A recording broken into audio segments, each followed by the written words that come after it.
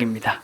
로널드 알렌이라는 선교사님이 계십니다. 이분은 1868년부터 47년까지 브리스톨 출신의 그런 영국 성공회 출신의 중국 선교사님이십니다. 이분이 이제 중국에서 선교를 오래 하시고 난 다음에 그 다음에 이분이 이제 책을 썼습니다. 그 책 제목이 뭐냐면 바울의 선교, 우리의 선교라는 것입니다. 이분이 이제 그 선교를 하고 돌아와서 깨달은 것이 무엇이냐면 바울이 했던 선교와 그 당시에 서구 교회가 했던 선교는 너무나 달랐던 것입니다. 바울이 우리에게 보였던 선교의 모습과 그 당시에 서구의 그 선교사들이 와서 했던 것들은 너무나 차이가 있기 때문에 바울 그 알렌 선교사가 이 책을 쓰면서 뭐라고 이야기했냐면 이 책은 지금은 사람들이 못 알아들 거다. 이 책을 써도 한 세대가 지나면 이 책의 가치가 증명될 것이다. 정말로 한 세대가 지나고 난 다음에 지금 모두는 우리가 이 로널드 알렌이라는 분의 선교를 다시 한번 이 바울의 선교, 우리의 선교를 돌아보면서 선교의 전체적인 그런 흐름들을 바꾸려고 애를 쓰고 있습니다. 그때 당시에 이 선교지를 돌아봤던 이 로널드 알렌이라는 분이 두 가지를 강하게 지적했습니다. 첫째는 무엇이냐면 너무 선교지의 모든 교회들이 선교사를 의존하게 한다 하는 것이었습니다. 또 하나는 무엇이냐면 그 선교지에 있는 교회들이 전부 다 서구의 교회를 그대로 갖다 놓은 교회였다. 예를 들자면 사실은 우리나라 같은 데는 이렇게 서양 건물이 필요 없지 않습니까? 근데 전부 다 똑같은 서양의 그런 모양. 심지어는 인도 같은 데는 어떻게 교회를 지었냐면 영국에서 모든 재료를 배에다 실어가지고 가까워가지고 영국에 예를 들면 브리스톨에 무슨 넉처치가 있다. 똑같이 갖다 진 거죠. 똑같아. 모든 재료나 이런 것까지 다 갖다가. 이게 얼마나 낭비입니까? 그죠? 이런 것들을 보고 난 다음에 로널드 알렌이 뭐라고 이야기를 했냐면 이런 교회는 더 이상 오래가지 못한다. 의존적이고 서구의 교회를 이식화시켰던 이런 선교지의 교회는 분명 오래가지 못하고 무너질 것이다. 그러면서 바울의 선교의 특징을 이분은 세 가지로 얘기를 했습니다. 첫 번째는 바울의 선교의 특징은 토착화된 교회였다. 이렇게 얘기를 해요. 토착화. 이 토착화라는 말을 물론 아주 신학적으로 좀 복잡한 말이긴 하지만 이분이 얘기했던 그 토착화라는 개념은 아주 간단한 것이었습니다. 무엇이었냐면 바울의 선교의 특징은 자립, 자전, 자치의 교회였다 하는 것입니다. 그러니까 스스로 교회를 세우고 스스로 자기들이 전도를 하고 그리고 스스로 교회를 운영하는 이런 교회가 바울이 세웠던 교회의 특징인데 그 당시에 서구의 교회들은 전부 다 선교사들이 교회도 세우고 선교사들이 전도도 하고 선교사들이 돈도 내고 그래가지고 전부 다 선교사들이 다 하는 그런 교회였습니다. 여러분 성경을 우리가 이렇게 읽어보시면 사도행전 읽어보시면 그죠? 바울이 어두 교회에 돈 갖다 줬다 이런 기록 없죠. 여러분 하나도 없습니다. 여러분. 바울 선교의 특징은 무엇이냐면 전도를 하고 얼마 있다 떠나는 것입니다. 예. 심지어는 사실은 이 교회의 이 초대 교회의 모교회가 어디냐면 예루살렘 교회입니다. 근데 예루살렘 교회가 힘들 때 이 바울이 전도했던 세웠던 그 교회들이 돈을 모아갖고 예루살렘 교회를 돕기까지 합니다. 그래서 이런 교회들이 이 바울이 세운 교회들이 스스로 자기들이 교회를 세우고 그다음에 스스로 자기들이 전도하고 스스로 자기들이 자치하는 이런 교회를 바울은 우리에게 보여주고 있는데 서구의 교회들은 그런 것이 아니라 선교사들이 모든 것들을 하고 있다. 지금 우리 한국 교회도 마찬가지죠. 예. 지금 한국 교회의 어떤 현실을 보면 선교사님들이 뭐 교회 조금씩 바뀌어져 가고 있지만 다행히 가서 전도하고 또 교회도 짓고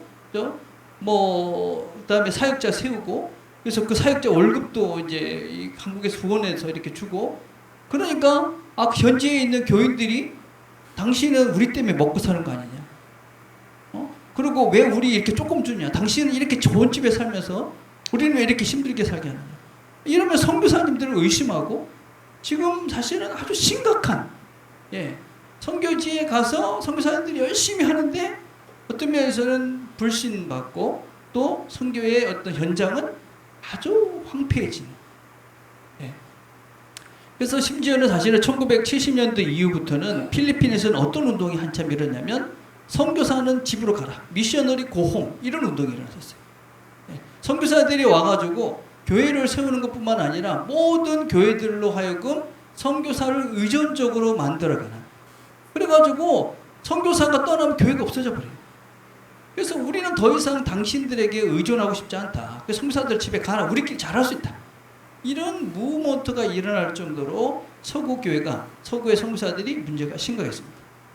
하여튼 대표적으로 이런 그 토착화, 그러니까 자립, 자전, 자치의 이런 교회들의 대표적인 모습이 한국교회입니다. 그리고 이런 모습을 대표적으로 반대되는 모습을 보였던 교회가 일본교회입니다. 여러분, 일본이라는 나라가 얼마나 전도하기 어려운 거냐면, 일본은 그 우리나라보다 한 100년 정도 일찍 복음이 전해됐는데 전체 인구의 1%를 넘은 적이 없습니다. 제일 많이 했을 때가 40만 정도 됐습니다. 지금도 뭐 20, 30만 정도밖에 되지 않습니다. 근데 일본 선교하고 우리나라 선교의 큰 차이를 3개 정도 얘기해요. 첫 번째는 무엇보다도 제일 큰 문제는 신학적인 문제가 있었어요. 그러니까 일본 여러분 우찌마라 간조 같은 분들은 무교주의자였어요. 조금은 신학적으로 자유로운 그런 신학이 들어왔어요. 근데 우리는 사실은 복음적인 건강한 복음이 들어왔죠. 그죠? 두 번째는 종교예요. 종교. 우리나라가 복음이 막 들어왔을 때는 우리나라에 있었던 유교, 불교 이런 것들은 사실은 그렇게 한국 사회에 큰 영향을 미치지 못했어요.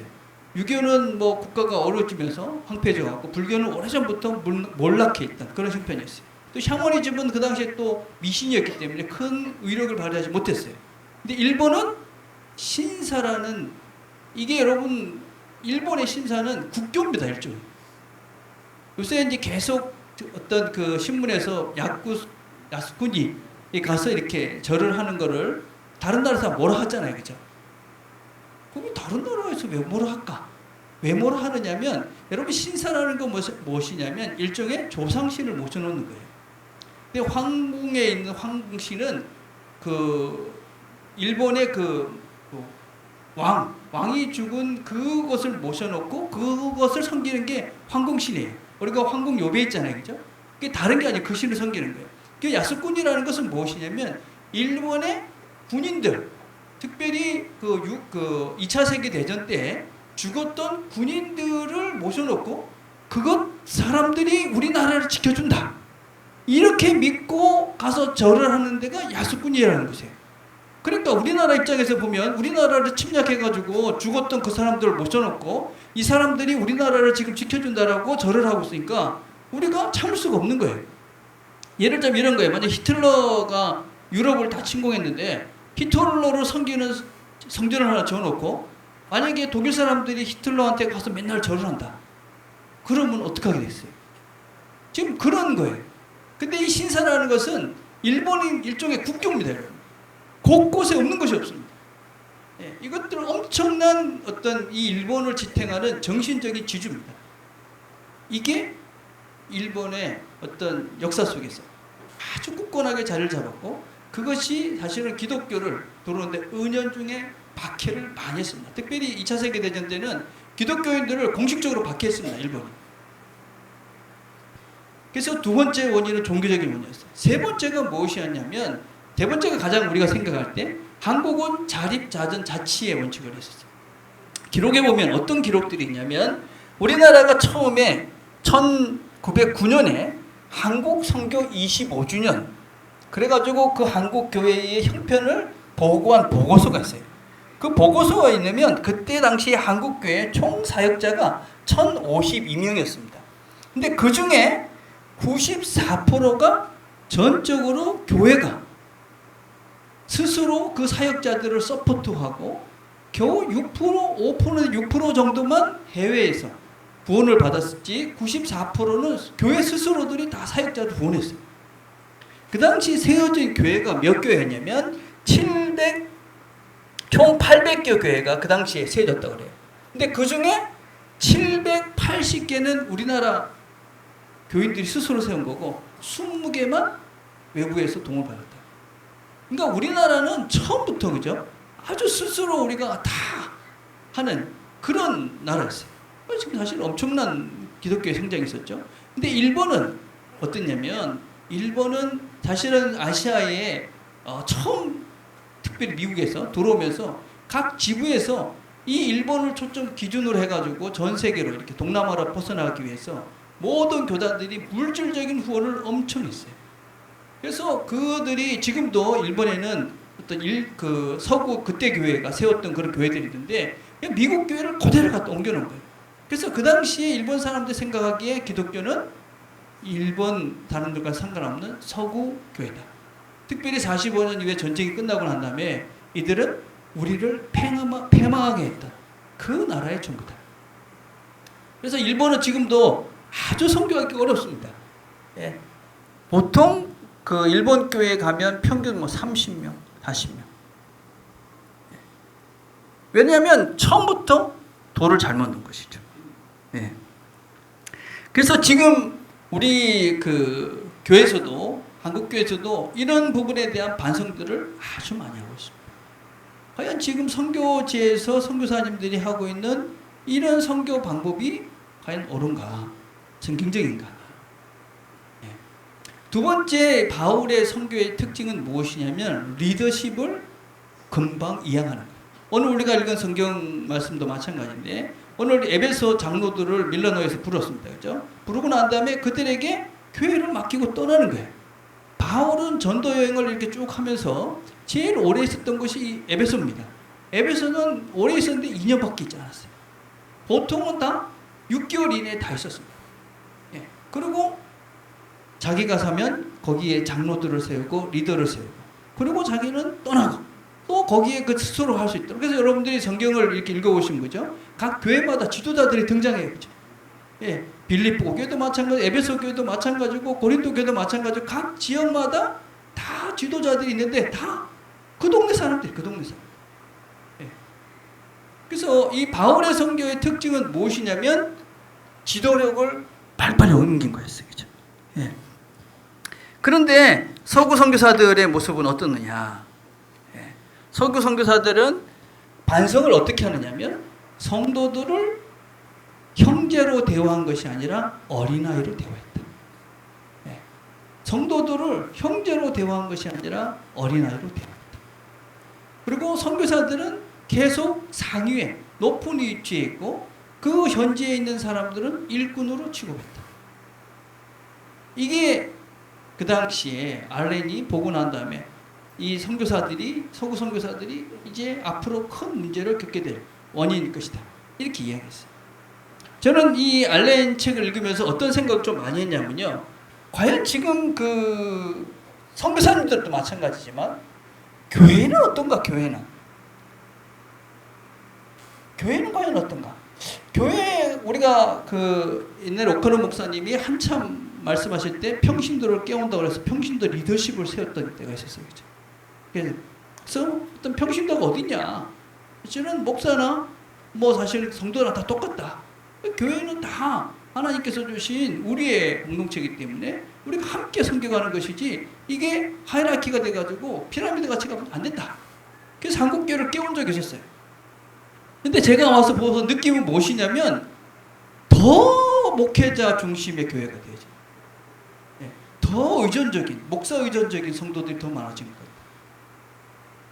선교지는 더 심각하죠. 선교가 더 심각하죠.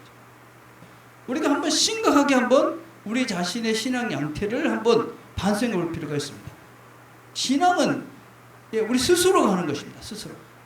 내가 하나님과의 관계 속에서 내가 하나님과의 관계를 만들어가는 것이지 누가 시키면 하고 안 시키면 안 하고 그럼 이건 아주 잘못된 것이죠. 그렇죠? 예. 근데 선교지도 마찬가지입니다. 아주 심각하죠. 그렇죠? 예. 그래서 선교사들이 무엇을 하라고 가르치냐면 세 가지를 꼭 해야 된다 이게 그 알렌은 첫째는 가르치는 일을 해야 된다. 그래서 성경을 가르치고 교리를 가르쳐야 된다. 두 번째는 자신이 하는 일에 동참하도록 해야 된다. 그래서 교회를 처음부터 세우고 이뤄가는 이 모든 일들에 평신도들, 거기 현지에 있는 사람들을 다 동참하도록 해가지고 그래서 그들이 일을 하도록 해야 된다. 세 번째는 현지화를 해야 된다. 현지화. 이게 아주 중요한 얘기입니다. 사실은. 그러니까 뭐 아까도 말씀을 드렸지만 예배당을 지으려면 그죠? 그 동네에 있는 것 가지고 예배당을 지어야 되는데 그 영국에서 갖고 오고 미국에서 갖고 오고 그래서 교회를 짓는 거예요.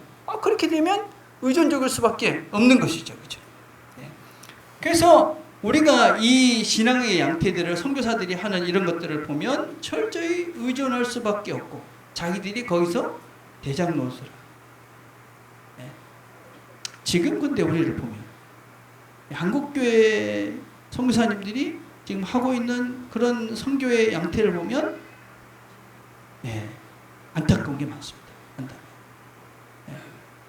제가 이제 선교제를 좀 많이 돌아본 편이거든요. 이렇게 가서 느끼는 것은 무엇이냐면 이 선교사님들은 이 현지인들에게 이 선교지를 물려줄 생각이 없다.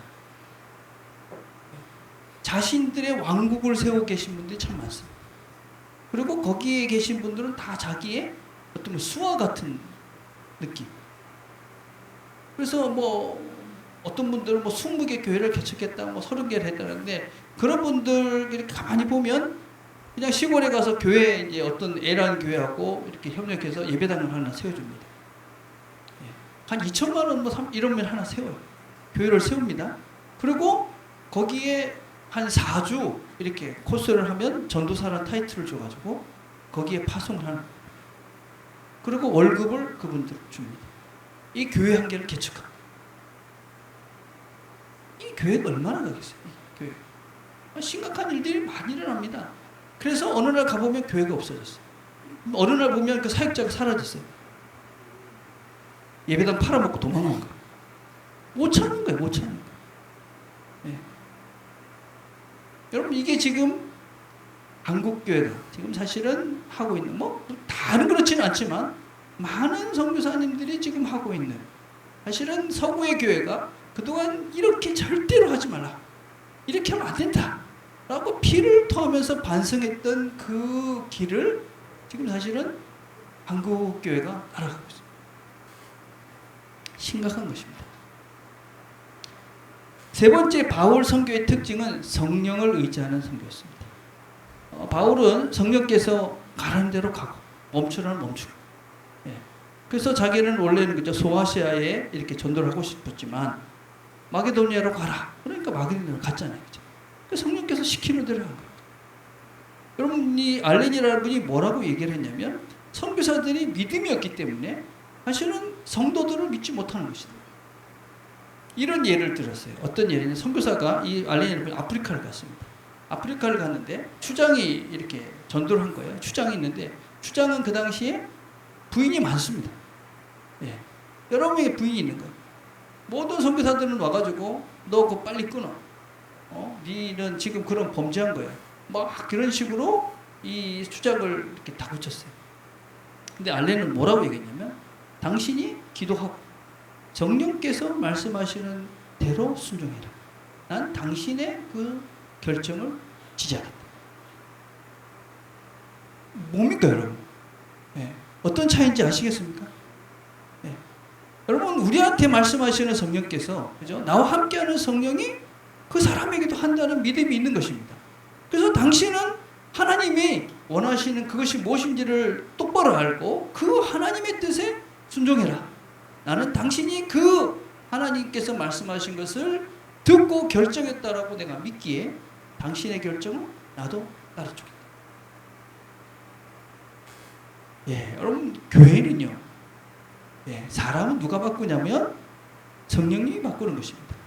믿음 좋은 사람들은 다른 것이 믿음이 좋은 게 아닙니다. 사람을 믿는 것입니다. 이 사람을 믿는다는 것은 그 사람의 그 역사하시는, 그죠? 그분과 함께 하시는 그 성령을 믿는 거예요. 그죠? 그래서 성령이 그분과 함께 하기 때문에 그분을 바꿀 것이다. 이게 믿음이 좋은 사람이에요. 여러분, 부모님들이 믿음이 좋은 부모님이 누구냐면 자녀를 믿는 거예요. 왜 자녀를 믿습니까? 자녀를 키워가시는 하나님을 믿기 때문에 믿는 거예요. 그죠? 믿음이 없어요, 우리가. 저부터 시작했어요. 자녀들 잔소리하고 시간만 나면 뭐 학원 보내야 될 것 같고, 그죠? 똑같이 누가 하지 않으면 안 될 것 같고 바득거리고 있죠. 믿음이 없는 겁니다. 우리가 믿음이 없는 거. 사람을 믿는 것이 그 사람을 움직이고 사람을 새롭게 하실 수 있는 성령님을 믿는 것. 그래서 사람을 믿습니다.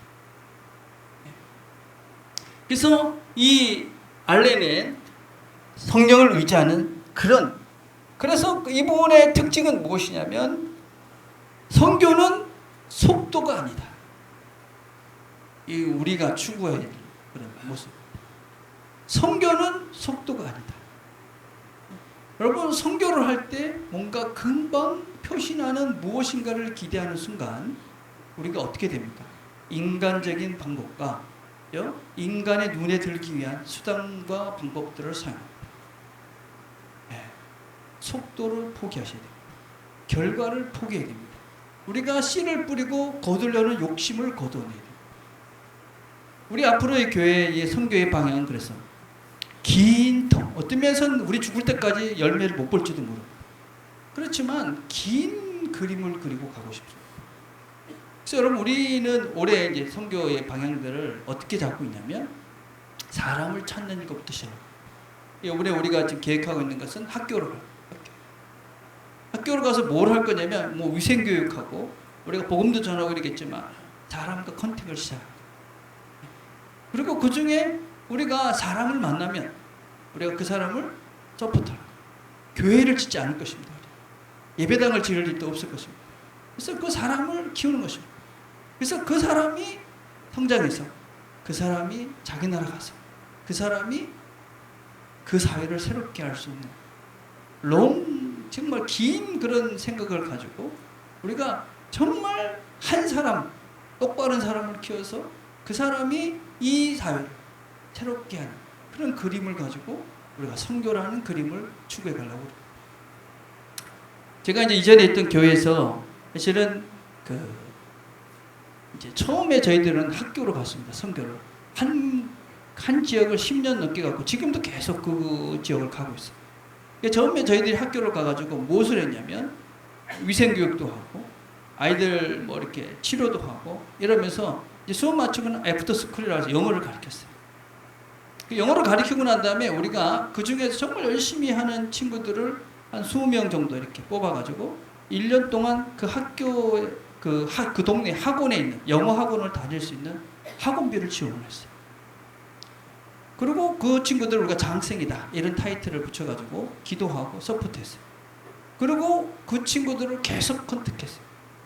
그리고 이제 선교사님이 다행히 한 분이 가셔가지고 그 친구들을 케어할 수 있는 시스템이 만들어졌어요. 그리고 그 중에 대학을 들어가면 대학 등록금과 대학 학비를 저희들이 지원했어요. 그리고 그 친구들 중에 얼마가 지금 여기 한 7, 8명이 한국에 와가지고 한동대도 다니고 제천도 다니고 이러면서 지금 교육을 받고 있어요. 일부는 지금 프놈펜에 있는 그 대학의 왕립대학에서 지금 의대를 다니고 있는 친구들도 있어요. 물론 이 친구들이 전부 다 가가지고 목회자가 되고 우리가 원하는 교회를 건강하게 세울지는 잘 모르겠어요. 그렇지만 분명한 건 그 중에 몇 명이라도 만약에 그 친구들이 가서 자기들 힘으로 우리가 한번 해보자 그렇게 교회가 세워진다면 정말 건강한 교회가 세워질 거라고 믿어야죠. 예. 그래서 저희들이 지금 하려는 선교의 모습은 그런 것입니다. 속도를 내지 않고 정말 한 사람 우리가 정말 이 사회를 우리가 바라보는 그 하나님 나라를 올바로 세워갈 수 있는 그 사람들을 찾아서 그 사람들이 찾아주면 그 사람들을 서포트하고 그래서 그 사람이 가서 현지에 가서 교회를 세우고 스스로 자기들이 하나님 나라를 세워갈 수 있는 그 능력을 키워가는 그 일을 우리가 해가보려고 그럽니다.